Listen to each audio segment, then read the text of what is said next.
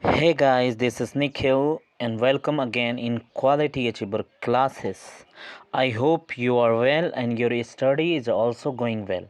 Today I'm going to start the second part of fiber to fabrics. I'm already talked to you about all things basic all things that helps you to increase your that helps you to increase your basic knowledge. Okay, now I'm going to start the most important topic, silk. Okay, so I think you all know about silk is a very fashionable dress. Silk is uh, using मतलब silk का प्रयोग जो है लगभग आपको ancient time से देखने को मिलेगा, यानी 12वीं शताब्दी से 13वीं शताब्दी में। ये जो है मुख्य रूप से फ्रांस जो है स्ट्रॉन्ग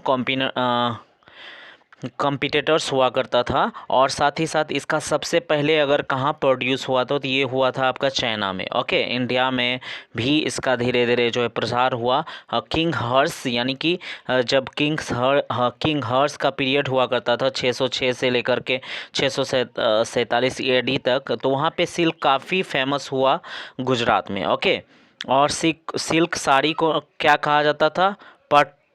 पोटोलू कहा जाता था। क्या कहा था? तो पोटलू। ओके, फ्रॉम दिस टाइम, इसी समय से जो है कि काफ़ी ज़्यादा सिल्क का प्रसार हुआ, और आप देखने को मिलेगा silk was produce here on small scales under the name of Patala, यानी पटाला के नाम से काफ़ी कम स्मॉल स्केल्स पे जो है इसका डेवलपमेंट स्टार्ट हुआ। अभी आप China, Japan, France, Thailand and India में काफ़ी ज़्यादा इसका प्रोडक्शन होने लगा। इंडिया जो है 4th largest producer of silk कहलाता है। इंडिया में 3 टाइप ऑफ सिल्क आपको देखने को मिलेगा, जिसका क्या नाम है? Tussar, muga and eri silk are produce on the large scale. यानी कहने को क्या है कि आप जो है यहाँ पे डिफरेंट टाइप ऑफ सिल्क भी देख सकते हो। और मैं आपको बस इतना समझाना चाहूँगा इसमें कि सिल्क जो है फैशनेबल ड्रेस है, और जिसे कहाँ से प्राप्त किया जाता है तो आपको पता है, कोकून यानी कि सिल्क वॉर्म से प्राप्त होता है। सिल्क वॉर्म को पालने की जो कल्चर होती है उसको सेरी कल्चर कहा जाता है। और साथ ही साथ ये कहाँ पे मतलब आपको पाया जाएगा? तो मलबरी टी पे पाया जाएगा, मलबरी ट्री पे। ओके, मलबरी ट्री पे पाया जाता है। उसी के पत्तियों को खा कर के प्रोटीन यानी सेलुलोज से ये जो है कोकून अपने चारों तरफ जो है सिल्क का लेयर बनाता है। उसके ऊपर में जो है आपका क्या होता है? प्रोटीन का एक ग्लू टाइप का लेयर लग जाता है। उसको गर्म पानी में खौला करके ग्लू अलग हो जाता है और सिल्क अलग हो जाता है। उससे सिल्क प्राप्त करके आगे बनाया जाता है। नेचुरल सिल्क क्या हो गया? 2 तरह का सिल्क होता है, नेचुरल और आर्टिफिशियल सिल्क। दोनों मैं एक एक करके बताऊंगा। तो नेचुरल सिल्क क्या होता है कि ये आपको मतलब कि कोकून से प्राप्त होता है, सिल्क वॉर्म से, जिसको क्या कहा जाता है? बॉम्बेक्स मैरी कहा जाता है। और ये जो है 2 तरह का ग्लैंड सिचुएटेड होता है उसका उसमें, यानी आगे और पीछे। उसी से ये लोग जो है कि प्रोटीन फाइबर्स यानी सेलुलस टाइप का निकालता है, उसी से जो है प्राप्त होता है। और ये ग्लैंड जो है सीक्रेट 2 टाइप ऑफ लिक्विड्स। तो आगे से कौन? फैब्रियन यानी फैब्रियन छोड़ता है, और दूसरा जो है सेरिसिन छोड़ता है। तो इस दोनों जो है ग्लू रहता है। कौन छोड़ता है? तो ये जो है सिल्क वॉर्म छोड़ता है, कुकुन। ओके, और आपको पता होना चाहिए और भी इम्पोर्टेंट पॉइंट, मैं इम्पोर्टेंट पॉइंट मोस्टली बताने का कोशिश करूँगा। ओके, और आप अंत तक बने रहिए। आई थिंक ये वीडियोस 30 to 40 मिनट्स हो सकता है, बट मैं ट्राई करूँगा जल्द से जल्द ख़त्म करने का। ओके, ईच कोकुन जो consist are the very fine long silk thread जो है, एक कोकून जो होता है, एक छोटा सा जो सिल्क वर्म का जो किड होता है, उससे जो है आपका 0.018 मिलीमीटर डायमीटर का जो है मतलब रेडियस में आपको मिलेगा थ्रेड। यानी 350 से लेकर के 1200 मीटर लेंथ रहता है इस थ्रेड का। ओके, और silk fibres undergo process of reeling of fibres, drawing of skeins, bleaching, यानी इसको अलग अलग तो प्रोसेस से गुजारा जाता है, तब जाके आपको फैब्रिक यानी कि कपड़ा देखने को मिलेगा। ओके, कैरेक्टरिस्टिक क्या होता है? Already I am talk to you in class, but now I am discussing you the only points. Okay, मैं सिर्फ पॉइंट को डिस्कस करूँगा। कौन कौन पॉइंट है, तो length and diameter silk fibres, यानी लेंथ और डायमीटर्स जो है सिल्क फाइबर का क्या है, तो ये ऑलरेडी मैंने बताया कि 800 से 1500 मीटर आपको 0.0118 इंच में मिल जाएगा। कलर ऑफ फाइबर्स, इसका कलर आपको लाइट येलो और ग्रेइश होगा। और लस्टर, इसमें लस्टर यानी चमक होता है, काफ़ी ज़्यादा चमक होता है, ठीक है। अब स्ट्रेंथ की अगर बात की जाए तो स्ट्रेंथ में आप देखोगे क्या देखोगे स्ट्रेंथ में कि silk fibres are much more stronger, ये काफ़ी ज़्यादा स्ट्रोंगर होता है, बट इसको जब भिगा दोगे आप तो वो काफ़ी स्ट्रोंगनेस उसका कम हो जाएगा, और सुखा दोगे तो फिर स्ट्रोंगनेस बढ़ जाएगा। इलास्टिक होता है, इलास्टिक मतलब आप खींचोगे तो वो खिंचा जाएगा। और रेसिलियंसी होता है इसमें, रेसिलियंसी क्या होता है कि इसका शेप जो है आप प्रेस करोगे छोटा हो जाएगा, फिर छोड़ने के बाद ऑलरेडी अपने शेप में आ जाएगा। फ्लेक्सिबिलिटी और क्रीच रेसिस्टेंस होता है, यानी कि कपड़ा में फ्लेक्सिबिलिटी होता है, और साथ ही साथ जो है क्रीज, यानी कि इसमें रैंकल्स नहीं पड़ते हैं ज़्यादा, ओके। और आगे अगर टॉक किया जाए तो इसमें hygroscopic moisture and effect of heats, यानी कि मॉइस्चर एब्जॉर्ब, यानी इसमें 10% तक मॉइस्चर आपको देखने को मिलेगा। और साथ ही साथ हीट का क्या होता है, हीट में जो है ये ज़्यादा मतलब कि ज़्यादा इफेक्टिव मतलब गर्म होता है, जिस कारण से इसमें जो है फंगस और इंसेक्ट्स जो है इफेक्ट नहीं कर पाते हैं, okay.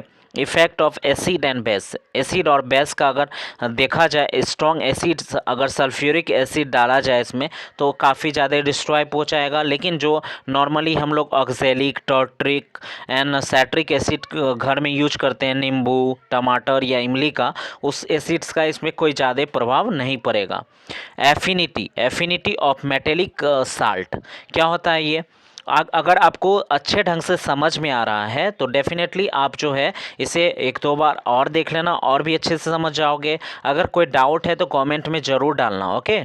I am trying to complete your all problems, okay. आपकी ज़्यादा जितने भी प्रॉब्लम्स होगा मैं उसे कंप्लीट सॉल्यूशंस देने का कोशिश करूँगा। एफिनिटी फॉर मेटेलिक सॉल्ट, यानी कि silk fibres has the affinity for the metallic salts and the weight of the increase by the metallic salt, यानी कि metallic salt when we enrol with the silk then its weight increase, इसका weight क्या हो जाता है, increase हो जाता है, ओके। आर्टिफिशियल सिल्क के अगर हम लोग बात करें, आर्टिफिशियल सिल्क क्या होता है, तो रेयॉन जो है आर्टिफिशियल सिल्क के नाम से मार्केट में काफ़ी ज़्यादा पॉपुलर है। ये काफ़ी ज़्यादा मतलब चीप होता है, यानी कहने का मतलब ये बहुत ज़्यादा महंगा नहीं होता है, इसलिए आप इसको मतलब कि ले सकते हो। और वो जो होता है प्राकृतिक यानी कि नेचुरल सिल्क वो थोड़ा कॉस्टली होते हैं, ठीक है। और ये जो है सेलुलोज से प्रिपेयर किया जाता है, कॉटन और लाइनेन मैन्युफैक्चर करते हैं, और इट इज़ कार्बोहाइड्रेट नेचर का होता है। और आर्टिफिशियल जो सिल्क होता है usually produce in the cellulose by the several process, अलग अलग प्रोसेस के द्वारा इसको बनाया जाता है। आर्टिफिशियल सिल्क को मार्केट में रेयॉन के नाम से जाना जाता है। I am already talk to you about in class, okay. इससे पहले जो मैंने वीडियो डाला है उसमें रेयॉन, नायलॉन आदि के विषय में, पॉलिस्टर आदि के विषय में अच्छे ढंग से बता दिया है। अगर आपने नहीं देखा है उसे ज़रूर देखिए। उसके बाद प्रिपरेशन ऑफ द रेयॉन को किस तरह से प्रिपेयर किया जाता है, ये सारे प्रोसेस हैं, आप एक एक करके अच्छे ढंग से चलिए जानते हैं। और उसके नाइट्रोसेलुलोज प्रोसेस से गुजारा जाता है, तो उसमें क्या होता है कि एक सेलुलोज निकलता है, वो सेलुलोज जो है अल्कोहल मिक्स होता है, सॉल्वेंट होता है, उसी सॉल्वेंट से प्रोड्यूस होता है एक फिलामेंट्स, ठीक है। द क्यूप्रा अमोनियम प्रोसेस के उपरांत भी जो है इसे मतलब प्राप्त किया जाता है। वेस्कोस प्रोसेस के द्वारा भी आर्टिफिशियल सिल्क को ऑब्टेन किया जाता है, ठीक है। ये सारे बात हैं, आप ध्यान से देख लीजिएगा। और एसेटेट प्रोसेस क्या होता है, yarn is obtained by the yarn को ऑब्टेंट किया जाता है पासिंग सॉल्यूशंस ऑफ सेलुलोज, यानी कि कहीं ना कहीं आपको देखोगे तो सभी में सेलुलोज की वर्णन की गई है, और सेलुलोज को आर्टिफिशियल तरीके से प्राप्त किया जाता है, और जो है अच्छे क्वालिटीज़ का मतलब कि ये जो एक्रेलेट होता है एसेटेट, इससे अच्छे क्वालिटी का सिल्क प्राप्त होता है, ओके। ये सारे अच्छे अच्छे पॉइंट है, आप जान लो। और यहाँ देखो 3.1 में एक पॉइंट दिया हुआ है, क्या दिया हुआ है, तो यहाँ दिया artificial silk industry in India started after the world war two, यानी वर्ल्ड वार टू या 1950 के बाद ही इंडिया में जो है आर्टिफिशियल सिल्क का इंडस्ट्रीज़ को अच्छे ढंग से बनाया गया।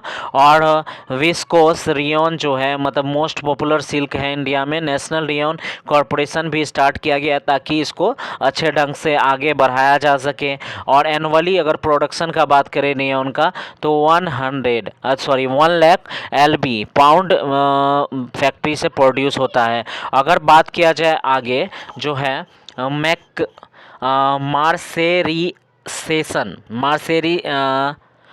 मर्सेरीसेशन का बात किया जाए, मर्सेरीसेशन का, तो it is the process by which ordinary cotton is given to lustre silk appearance, यानी कि ऑर्डिनरी कॉटन्स को क्या किया जाता है, लस्टरस सिल्क का प्रकृति प्रदान किया जाता है और उसके बाद जो है वो डेफिनेटली यूज किया जाता है। अब देखो नेचुरल सिल्क और आर्टिफिशियल सिल्क में क्या अंतर है। It is obtain from the cocoon से प्राप्त होता है, जिसको हम बॉम्बेक्स मेरी के नाम से जाना जाता है। और it consist of the proteins materials, इसमें जो है प्रोटीनस यानी मटेरियल्स कंसिस्ट रहता है। और साथ ही साथ बात किया जाए it is the prepare artificial silk की, तो ये प्रिपेयर सेलुलोज से किया जाता है और कार्बोहाइड्रेट्स नेचर का होता है। ठीक है, यहाँ कुछ क्वेश्चंस दिया है, you need to the solve all the questions which is given in the test yourself, right. I am already talk to you in class about the all the points of test yourselves 1 2 3 4, right? Okay, let's go for the another topic is natural fibres. Okay, natural fibres, cotton आपको पता है we get cotton from the cotton plants, we separated the cotton from the seed, right. तो यहाँ पे दिया है cotton industries India में काफ़ी ज़्यादा पॉपुलर है, कल्टीवेट किया जाता है। अंग्रेज़ों के टाइम में भी आप देखने को मिलता होगा कि बहुत ज़्यादा कॉटन को यहाँ से जो है मतलब एक्सपोर्ट किया जाता था, यानी कि बाहर भेजा जाता था।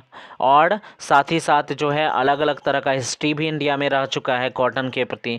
यहाँ पे अलग अलग तरह के कॉटन्स जो है कल्टीवेट किया जाता है इंडिया में, जिसमें कॉमथा कॉटन है, उसके बाद जो है हिंगेन घाट कॉटन हो गया, अमरावती कॉटन हो गया, ब्रोच एंड सूरत कॉटन हो गया, धारवाड़ कॉटन हो गया, फ्रीमी घाट कॉटन हो गया, उसके बाद दूसरा हो गया आपका बंगाल कॉटन, धोलराज कॉटन और सिंध एवं पंजाब कॉटन। ये सारे कॉटन्स के एरियाज वाइज नाम रखे गए हैं जो कि डिफरेंट टाइप ऑफ प्रकृति रखते हैं, यानी कि अलग अलग तरह का नेचर है ये लोगों को, ये कॉटन्स का।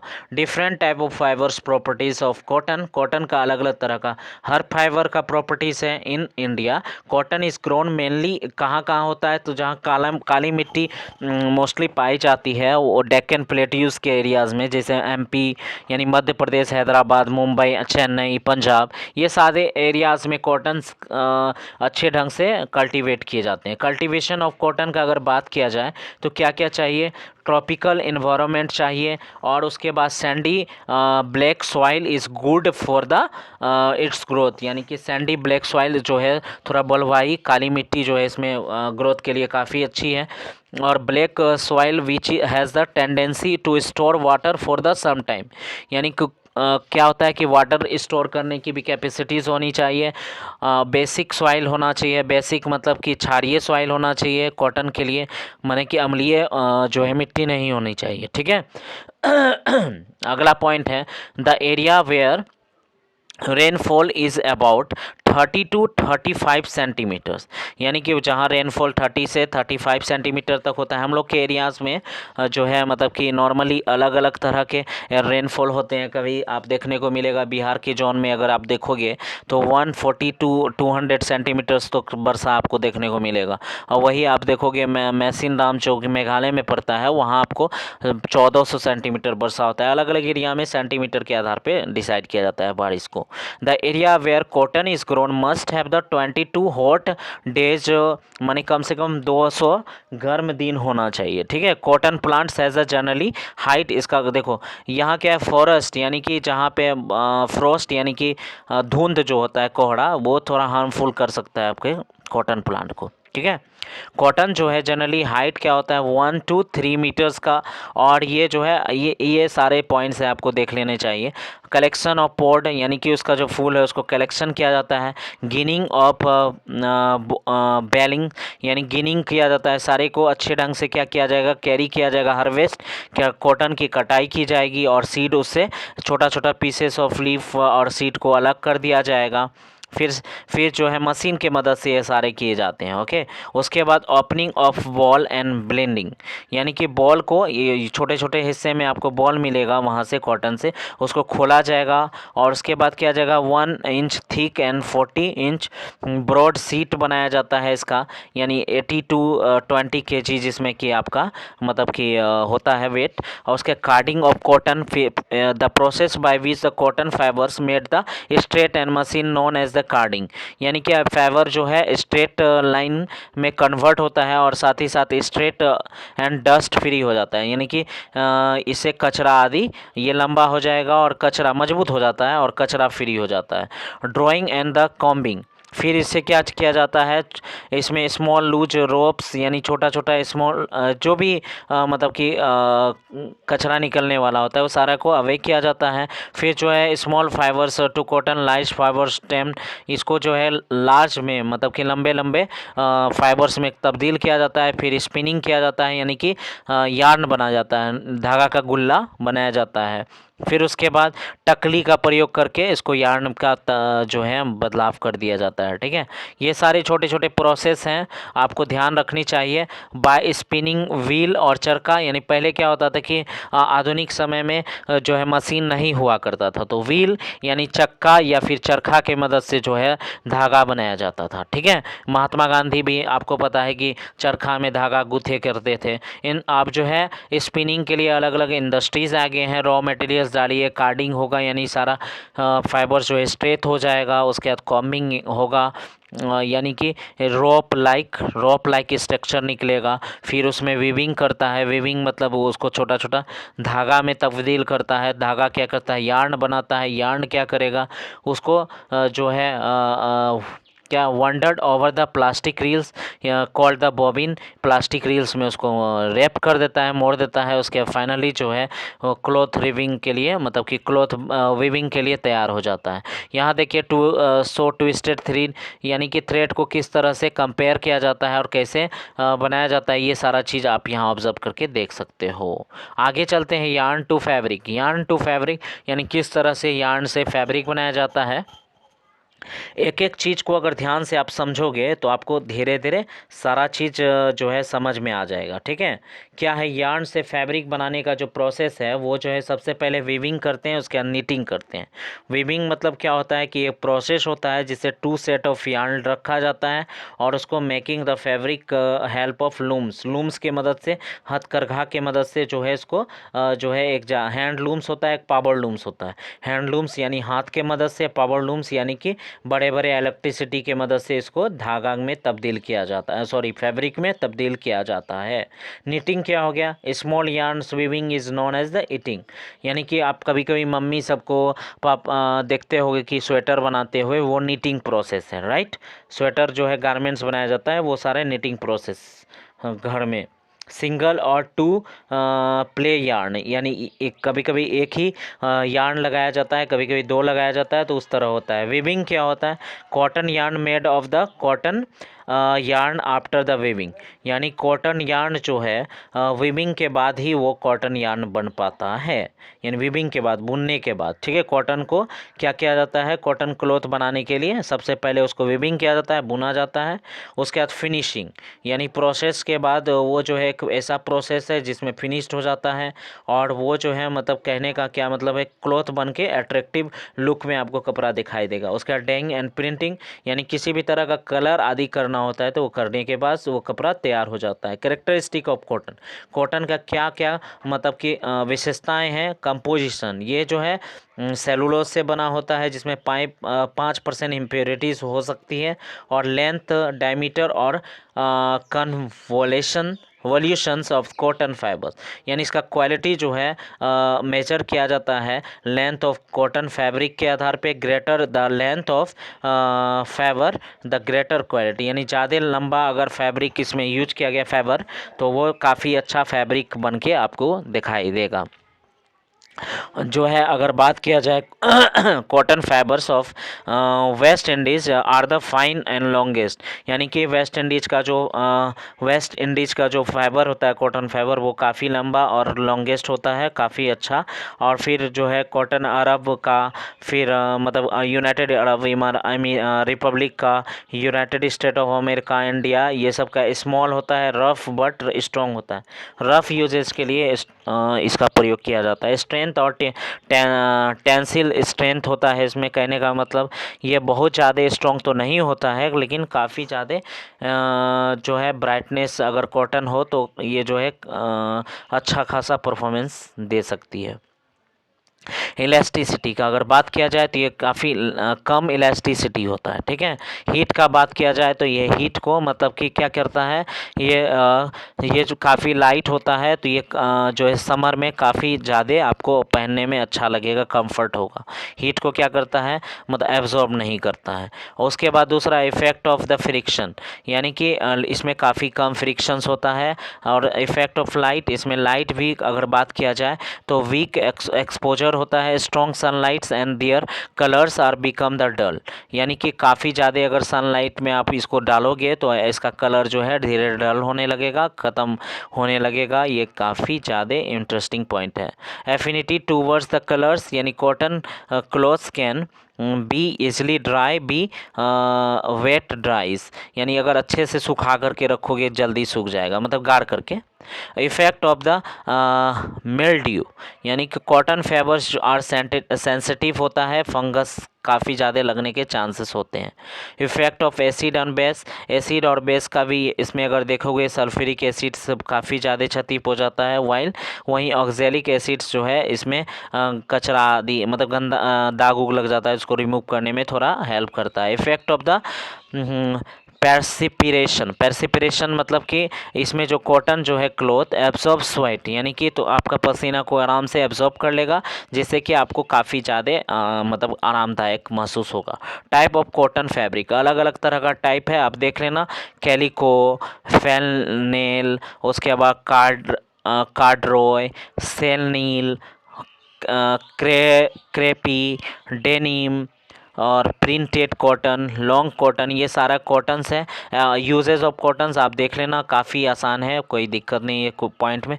जूट का आप देखो, कॉटन तो हो गया, अब जूट भी एक तरह का प्लांट फाइबर्स है। ये प्लांट के स्टीम से, यानी जूट जो होता है वो प्लांट के स्टीम से प्राप्त होता है, जूट प्लांट से, ठीक है। कल्टिवेटेड, इसको मोस्टली आपको वेस्ट बंगाल, बिहार, असम में देखने को मिलेगा। और ये जो है 12 फीट का प्लांट होता है जिससे 1.2 इंच थिक मतलब कि 5 से लेकर 12 फीट का प्लांट होता है, स्टीम होता है। 1.2 थिकनेस का डायमीटर का आपको जूट मिलता है, ठीक है। इसमें जो है मतलब जब ये पूर्णतः पक जाता है तब जाके इसको कटाई करके तैयार की जाती है, ठीक है। इसकी एक प्रोसेस है रेटिंग मतलब क्या हो गया, एक प्रोसेस है जिसे फाइन जूट फाइबर और obtain by the dipping of plant. जब अच्छे ढंग से जो है तैयार हो जाता है पटसन, उसको क्या किया जाता है, उसको आपका मतलब प्लांट के जो पानी के अंदर अच्छे से भिगा करके उससे जो है जूट को मतलब कि 15 से 20 दिन के बाद, मतलब 10 से 15 दिन में उसको प्राप्त कर लिया जाता है, ठीक है। और उसके बाद ब्रेकिंग एंड द स्विफ्टिंग, उसको ब्रेकिंग क्या किया जाता है कि ये एक ऐसा प्रोसेस है, outer surface of the soften jute steam skirt, उसको निकाल दिया जाता है। फिर जो है jute fibres have very low quality of wax, इसमें कम लो क्वालिटी का वैक्स होता है, तो इनफ्लेमेबल होता है, काफ़ी ज़्यादा जलने वाला होता है। इसको जो है वाटर और ऑयल से सॉफ्ट किया जाता है, वाटर से ही नॉर्मली सॉफ्ट किया जाता है। कार्डिंग क्या हो गया, कार्डिंग से क्लीनिंग किया जाता है उसको, उसका ड्राइंग यानी जो जिस तरह का ये चाहते हैं लोग कि कलर किया जाए उस तरह से कलर कर देते हैं। कैरेक्टरिस्टिक क्या होता है, ये जो है मतलब very strong but bright and beautiful होता है। लो टेंसिल स्ट्रेंथ होता है, ज़्यादा मजबूती उतना नहीं बोल सकते हो आप। इलास्टिक कम होता है, और ये सारे प्रोसेस हैं मतलब कि इस कैरेक्टरिस्टिक है, आप देख लेना। और application of jute fibre, application मतलब कि किस तरह से इसका प्रयोग किया जाता है, तो आप जानते हो रस्सी बनाने के लिए, बैग बनाने के लिए, क्लॉथ्स बनाने के लिए अलग अलग तरह का प्रयोग किया जाता है, बोरा बनाने के लिए भी यूज किया जाता है। अब हिस्ट्री का बात किया जाए, आपको पता है कि अगर पहले के समय में जो क्लॉथ्स नहीं हुआ करता था तो काफ़ी ज़्यादा डिफ़िकल्टीज हुआ करता था, तो एनिमल्स का फर का यूज किया जाता था बॉडी को कवर करने के लिए, थिक स्किन का प्रयोग किया जाता था। बर्ड हैव सॉफ्ट फेदर्स, ये सारा दिया है कि bird and animals as well as protect the heat and cold, मतलब अलग अलग तरह से बर्ड और एनिमल्स जो है अपने आप को प्रोटेक्ट करता है। ये सारा प्रोसेस सिल्क जो है चाइना में आया, और क्या क्या आया, ये सारे प्रोसेस दिए हुए हैं। आई थिंक ये चैप्टर आपको कैसा लगा आप कमेंट ज़रूर कीजिएगा। मैंने सारे पॉइंट्स को अच्छे ढंग से समझाने का कोशिश किया है। आई होप कि you know everything as well as me. जिस तरह से मुझे बहुत कुछ सीखने को मिला, आपको भी मिला होगा। मैंने कोशिश किया है बेहतर ढंग से पढ़ाने का है, इंग्लिश टू हिंदी। तो आप इसे समझिए और नोट्स बनाइए, और इससे रिलेटेड मैं एक क्वेश्चंस की क्वेरीज भी लेके आऊँगा, और आपको भी कोई क्वेश्चंस है उसको भी एक जगह जो है रखिए, मैं उसे अच्छे ढंग से क्लियर करने की कोशिश करूँगा। Okay friends, thanks for watching my videos. I hope you enjoy this session. अगर आपको कोई क्वेरीज है तो must comment and must subscribe my channels and click on notification bell for getting all videos properly. Okay, that's good, and thank you.